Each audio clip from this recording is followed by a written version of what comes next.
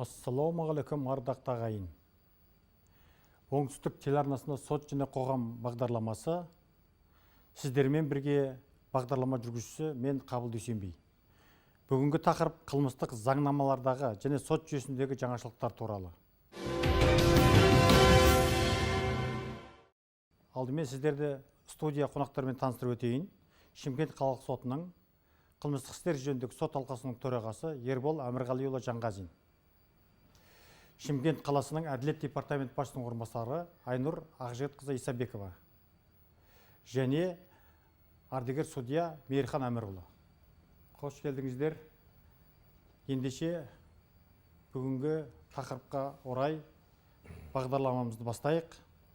Өздеріңізге белгілі мемлекет басшысы Қасым-Жомарт Тоқаев былтырғы Қазақстан халқына жолдауында сот және құқық саласына қатысты 3 буынды модель туралы айтқан болатын. Ербол Әмірғалиұлы, осы мәселені тарқатып айтсаңыз. Осы мәселе бойынша айтып өтсем, қылмыстық процесс.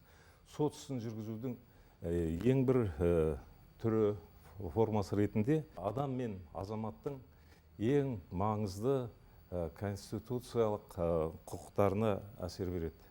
Оның өзі жеке басқа қол сұғылмаушылық, жүріс-тұрыс бостандығы, сайлау, сайлану құқығы, мамандық таңдау құқығы, тағы басқалар. Сотқа дейінгі тергеп тексеру орындарының, я болмаса соттардың шығарған шешімдері, үкімдері осы адамның тағдырын түбегейлі өзгертеді. Сондықтан адам бостандығын, ондай жерде адам бостандығынан айырылуы мүмкін. Қоғамнан оқшаланған кезде олар сайлау құқығынан айырылады, маңызды. Сонымен қатар мамандық қандай да бір қызметпен айналысу құқығына айырылады. Сондықтан бұл өте маңызды. Сол үшін адам құқығы қорғау басты мақсатта мемлекетіміздің жіті бақылауында. Енді мына қылмыстық кодекс пен қылмыстық процестік кодекс туралы айтып өтсек, соңғы жаңашылдықтар, өзгерістер осы 2014 жылы жаңа қылмыстық кодекс қабылданғаннан бері, соны қылмыстық процестік кодекс 2014 жаңа қабылданғаннан бері үлкен өзгерістер, мынау уақыт ағымына, қоғамдағы өзгерістерге орай олар да өзгертіліп отырды. Енді атап айтып өтсем, мына қылмыстық кодекстің өзі осы күнге дейін 43 рет өзгеріске ұшыраса, қылмыстық процестің кодекстегі баптарының өзі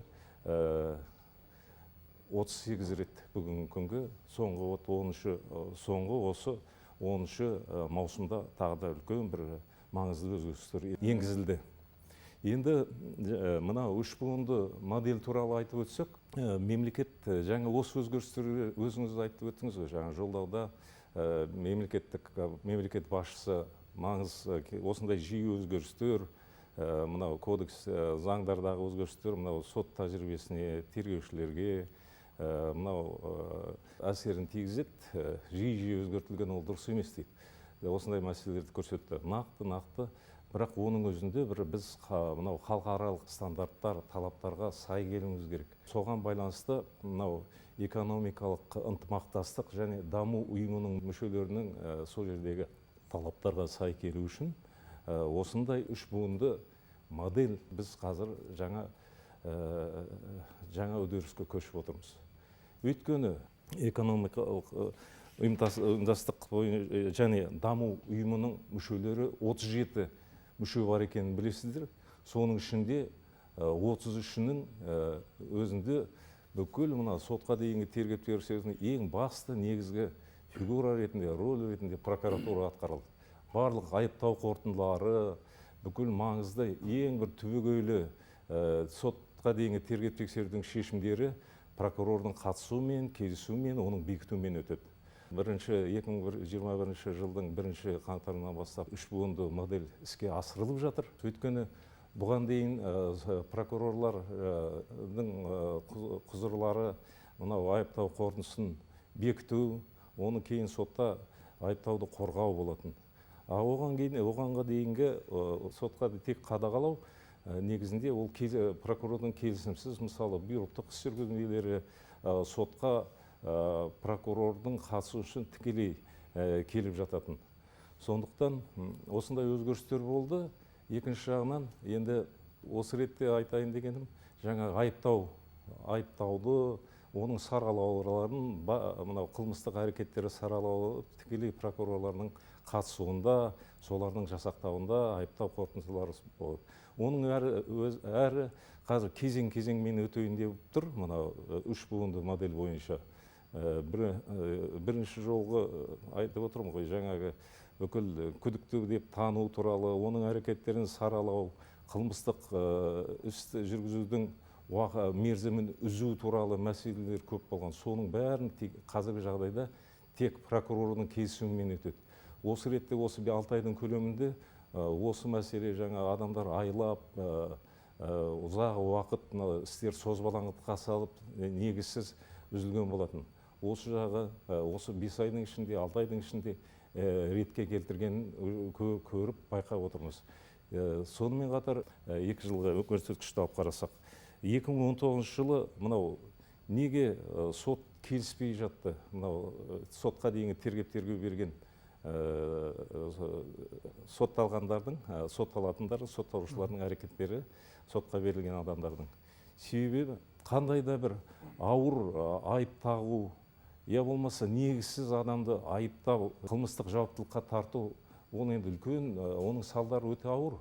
Сондықтан мен енді статистика бойынша айтып өтсем, 2019 жылы 2061 іс бойынша еліміздегі соттар мына тағылған айыптармен келіспеген 2019 жылы. Оның ішінде прокурорлар 72 іс бойынша айыптаудан сот отырысында толық бас тартқан факті бар.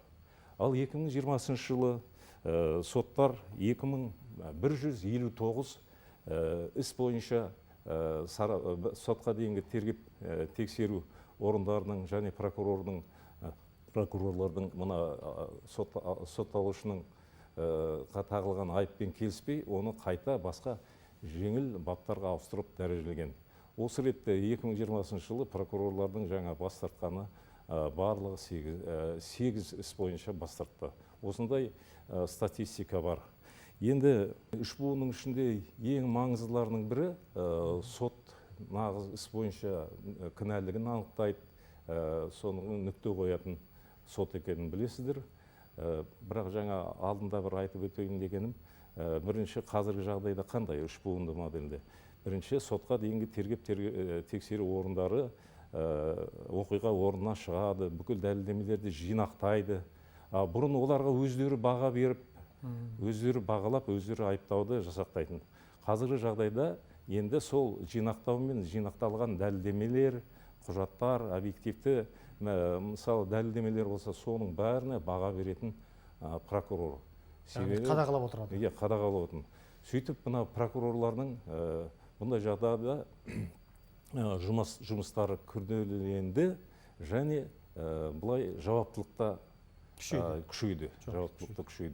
Бірақ осы ретте енді сот тергеуінің адамдардың қылмысқа негізсіз тартылуы азаятыны өте соны болжауға болады. Ербол Әмірғали, яғни кезең-кезеңмен өтетін түсіндік. Қазір жұмыс басталып кетті. Осы орайда өзіңіз мына қалалық соттың алқа төрағасы ретінде берген мәліметтеріңізге қарағанда өткен жылы қылмыстық істердің саны артқан. 2000 іс қарадыңыз өткен жылы. Биыл енді 6 айдың өзінде тағы да кішкене қылмыстық істер 20 жылдың 6 айымен салыстырғанда артқанды байқалады. Енді алдағы уақытта егер де осы 3 буынды модель іске қосылғаннан кейін енді қылмыстық істердің саны азаяды деген үміттеміз.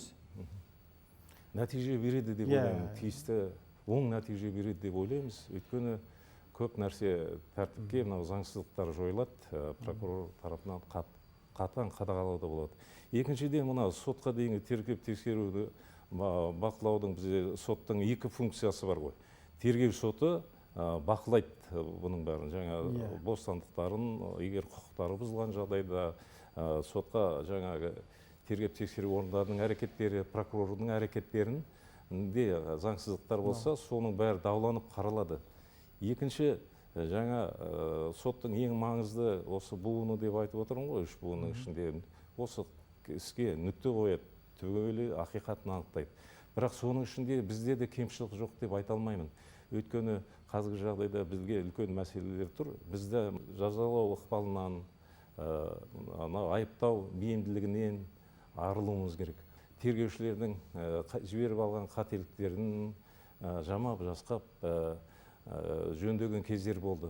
Осындай бір әдеттерін айырылуымыз керек осындай бағытта. Дұрыс айтасыз, Ербол Әмірғалиұлы. Ол енді жоғары сот статистикасында байқалады. Өйткені ақтау үкімдері соңғы жылдары әр жылы көбейіп келе жатыр. Енді бұрынғы жылдармен салыстырғанда. Осының өзі де соттардың бұл мәселеге қатаң, тиянақты қарап жатқанын көрсетеді. Айнұр Ақжігітқызы, осы жалпы қылмыстық заңнамадағы өзгерістерге байланысты сіздің не қосарыңыз бар? Рахмет. Қабыл Тұрарұлы, рахмет. Көрермендер, өткен осы қазір әріптесіміз Ербол Әмірғалиұлы атап өткендей, қылмыстық заңнаманың енді дұрыс бағытқа, халықаралық стандартқа сәйкестендіру мәселесі осы жайына көп көңіл бөлінуде мемлекет басшылығы тарапынан. Осы орайда адвокаттық қызмет және заң көмегі туралы заңнамалық актілеріне кейбір мәселелер бойынша толықтырулар мен өзгерістер енгізу туралы заңына президентіміз осы биылғы жылдың 9 маусымында қол қойды. Бұл заңнама ережелері жекелеген нормаларды алмағанда күшіне еніп қойды. Бұл жерде енді атап өтетініміз, Конституциямызда әрбір азаматтың білікті заң көмегін алуға құқығы бар деген ереже жазылған. Енді бұл конституциялық құқығын, халықтың конституциялық құқығын осы іске асыратын негізгі институттар ол адвокаттар және де заң кеңесшілер институттары. Сәйкесінше осы енгізілген жаңа заң актілері осы институттарды бағыттауға, дамытуға бағытталып отыр. Олардың қылмыстық кодекске қатыстылығы бар ғой, әрине? Әрине, иә. Сол туралы айтып өтсеңіз? Әрине, иә. Адвокаттар қылмыстық істер бойынша енді қатысатын соттаушылардың немесе күдіктілердің құқықтарын қорғап, олардың қаншалықты кінәлі екендігін, жауапкершілігін азайтуға бағытталған жұмыстарды істейді ғой. Бұл жерде сайыскерлік, тараптардың сайыскерлігі және құқықтардың теңдігі қағидаттары маңызды. Бұл енді қылмыстық іс жүргізу кодексіне қандай бұл жерде өзгерістер енгізілген маңыздылар тоқталып өтейін. Ең біріншіден бұл жерде қорғаушының құқықтары нығайтылып жатыр. Мәселен, алдыңғы мәтінде қылмыстық процестік кодексінің 70-ші бабы осы мәселеге арналып тұр. Алдыңғы мәтінде қорғаушының танысуға құқығы бар құжаттар жалпылама түрде көрсетілген болса, ендігі кезде нақтыланып жатыр. Нақты тізімдеп жазылып тұр. Бұдан бөлек ол енді маңызды жаңалық деп ойлаймын, себебі тәжірибеде енді адвокат кез келген іс аясында, нақты бір іс аясында қандай құжаттарды алуға, олардың көшірмелерін түсіруге құқығы барлығы туралы жазылған. Тағы да бір маңызды өзгеріс ол адвокаттардың сот сараптама жасауға өтініш жасау тәртібі. Ол алдында осы әрекеттер жасай алатын, бірақ қазіргі таңда осыда ол әрекеттерді қалай жасау керек, қандай құжаттар рәсімделінеді.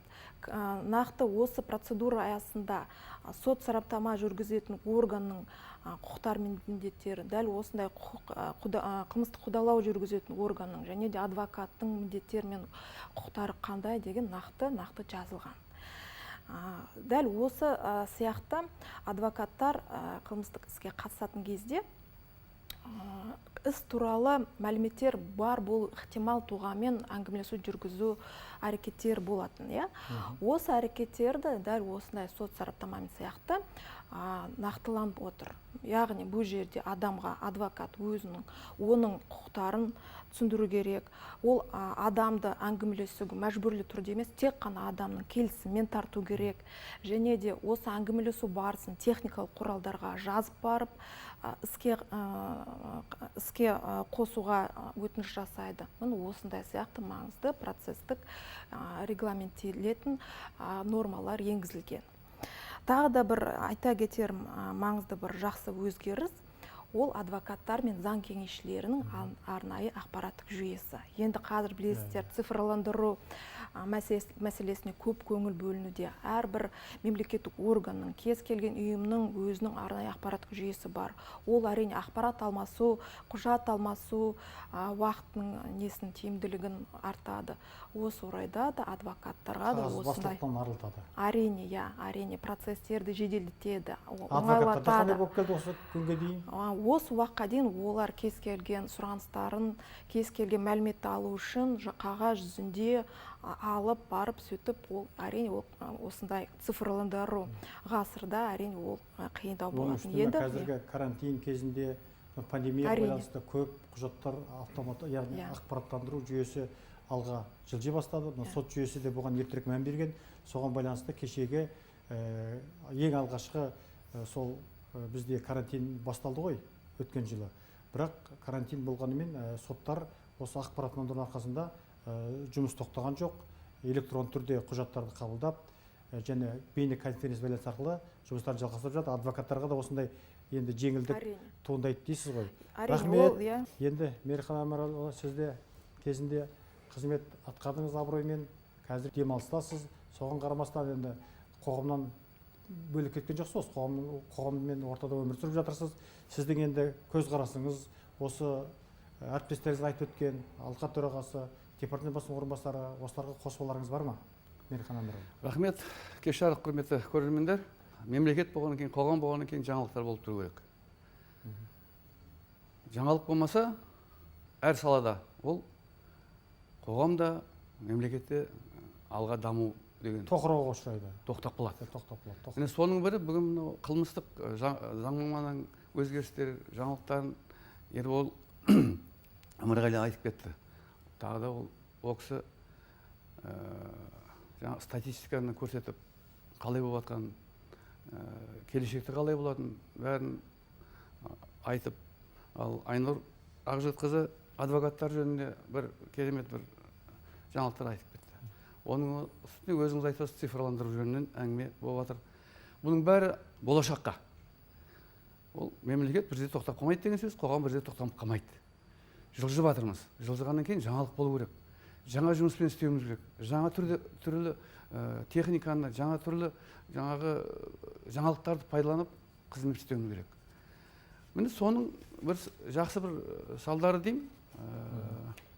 Өзіңізде Қабыл Дүйсенбекұлы осы сот және қоғамды бағдарламасын бастап келе жатсыз. Ел жұрт білсін, не болып жатқан біздің сот жүйесінде, тек қана сот жүйесінде емес, басқа саладан да мінекей әділет департаментінен азамат келіп отыр, көбінесе айтып отыр. Сол сияқты тек қана бір бағытпен тұрмайық, осы бағытта адам болғаннан кейін өсіп өну үшін, келешекті өсіру үшін біз жаңалықты айтып тұруымыз керек. Ал енді басқасын айтпайық, кейін айтамын. Рахмет, Мейірхан Әмірұлы. Енді осы орайда біз сот пен қоғамның, яғни бақ пен байланыс туралы арнайы бейнеролик түсірген болатынбыз. Соны көріп тамашалаңыздар.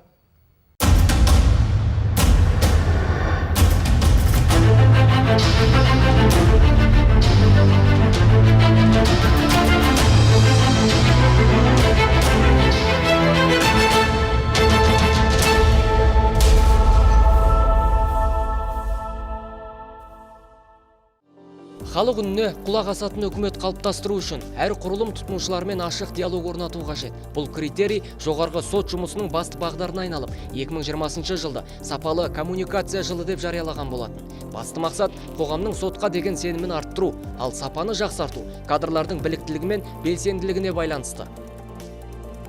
Сапалы коммуникация халық сенімінің кепілі. Әр соттың ашықтығы да басты назарға алынуы тиіс. Осы мақсатта былтыр Шымкент қалалық сотының төрағасы Ербол Рахымбеков арнайы медиа жоспарды бекітіп, соған сәйкес жыл бойы сот пен қоғам және бұқаралық ақпарат құралдарының өзара қарым-қатынасы жанданды. Жергілікті соттардың тарапынан ауқымды жұмыстар атқарылды. Соттағы ашықтықты қалыптастыру мақсатында бұқаралық ақпарат құралдарында және әлеуметтік желілерге үнемі мониторинг жүргізіледі. Қалалық және аудандық соттардың жұмысына қатысты қандай да бір материалдар шыққан жағдайда олармен жедел байланыс орнатылып, дер кезінде жауап беріледі. Сонымен қатар, қоғамның қызығушылығын тудырған қылмыстық, азаматтық және әкімшілік істер бойынша арнайы брифинг өткізіледі. 2020 жылы бұқаралық ақпарат құралдары өкілдерінің қатысуымен 29 брифинг пен 21 баспасөз мәслихаты өткізіліп, жергілікті және республикалық басылымдарда судьялар мен мамандардың 296 мақаласы жарияланды және телерадиолардан 176 сұхбаты эфирден көрсетілді. Өзге де ақпарат, судьялар мен журналистер семинарда бас қосты. Шымкент қалалық сотының бастамасымен медиация институтын одан әрі дамыту мақсатында көп жақты меморандумға қол қойылды.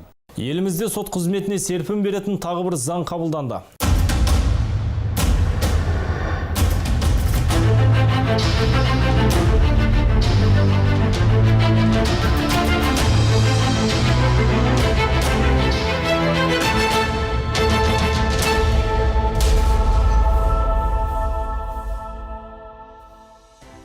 Былтыр төрағалар мен судьялар әлеуметтік желіде жеке парақшаларын ашумен ерекшеленді. Бұл да сапаны жақсартуға сеп болды. Facebook желісі арқылы қоғаммен тікелей байланысты нығайтқан судьялардың саны 2020 жылы 17 бірлікке артып, 73-ке жетті. Бұл жаңашылдық аудандық соттардың кеңселерінде жалғасып, 20 кеңсе маманы күнделікті қызметін Facebook желісіне жүктейтін болды. Соған байланысты көптеген қала тұрғындары өз мәселелері мен өтініштерін ғаламтор арқылы білдіруге көшті. Бұл жаңа коммуникациялық жоба халықтың шешімін таппай жүрген мәселелерін жедел шешуге мүмкіндік берді. Мысалы, былтыр 60-тан астам азаматтың шағымы осылайша тез арада шешімін тапты. Өткен жылы қалалық, аудандық және мамандандырылған соттардың төрағалары мен судьялары өз парақшаларында 220 пост, ал жергілікті сот кеңселерінің Facebook'тегі парақшаларында 256 жазба жариялады. Қалалық соттың бұл жүйелі жұмысы 2021 жылы да жалғасуда. Өткен 4 айдың өзіндегі көрсеткіш көлемі ұлғайып, телеарна мен радио арқылы 118 ақпарат таратылды. Газет беттері мен ақпараттық сайттарда 250-ге жуық жазба жарық көрді. Бұл өткен жылдың осы кезеңімен салыстырғанда 20% артық. Сонымен қатар, оңтүстік телеарнасында сот және қоғам бағдарламасы көрерменге жол тартты. Ассалаумағалейкум, ардақты ағайын. Оңтүстік телеарнасында сот және қоғам бағдарламасы. Бірегей хабарда электронды соттың артықшылықтары мен медиация тәртібі және жаңадан қабылданған әкімшілік рәсімдік процестік кодексінің негізгі ережелері кеңінен түсіндіріліп, көгілдір экраннан жалпақ жұртқа насихатталуда.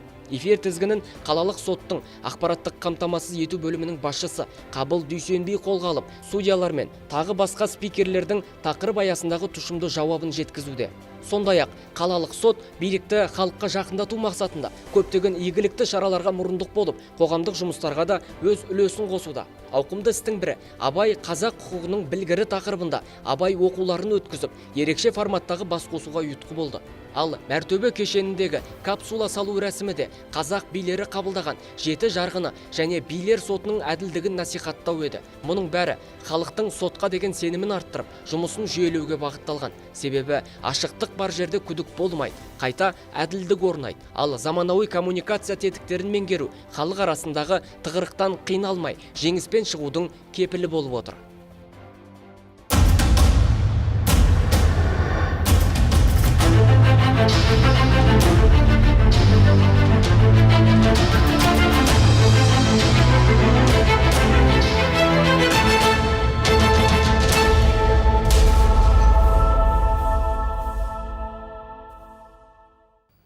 Енді хабарымызды ары қарай жалғастырайық. Өздеріңізге белгілі, үстіміздегі жылда жоғарғы сот төрағасы Жақып Қажыманұлы Асанов болжалды сот төрелігі және әкімшілік әділет жылы деп жариялаған болатын. Жалпы әкімшілік әділет туралы былтырдан бері айтып келеміз. Жақында осы сот және қоғам бағдарламасына келген Шымкент қалалық сотының азаматтық істер жөніндегі сот алқасының төрағасы Мұхтар Абайұлы Пәрменов бұл жөнінде кеңінен әңгімелеп берді. Жақында ғана осы әкімшілік рәсімдік процестік кодекс күшіне еніп, 1 шілдеден бастап Шымкент қаласында жаңадан әкімшілік сот іске қосылды. Ербол Әмірғалиұлы, сіз енді бүгін көрермендерге болжалды сот төрелігі туралы айтып, жан-жақты түсіндіріп өтсеңіз. Болжалды сот туралы айтсақ, бұл ұғым негізі бізге бұрын тосын сияқты болатын. Менің бір салыстыратыным Америка құрама штаттарында, тағы бір елдерде сот прецеденті деген болған. Алдын ала нәтижесі бұрынғы қаралған істермен сайып келдіріп істерді қарап мынау соттардың істері негізі жеңілдеп жататын. Енді осы орайда қазір бұл жаңа бастама болжамды сот деген жылы деп бекітілді жоғарғы соттың басшылығымен. Бұл енді арасында көптеген бір үлкен келеліс болды. Себебі бұған дейін енді қарап отырсаңыздар, бұлай сот тәжірибесінде бізде жүктемелер өте көбейді.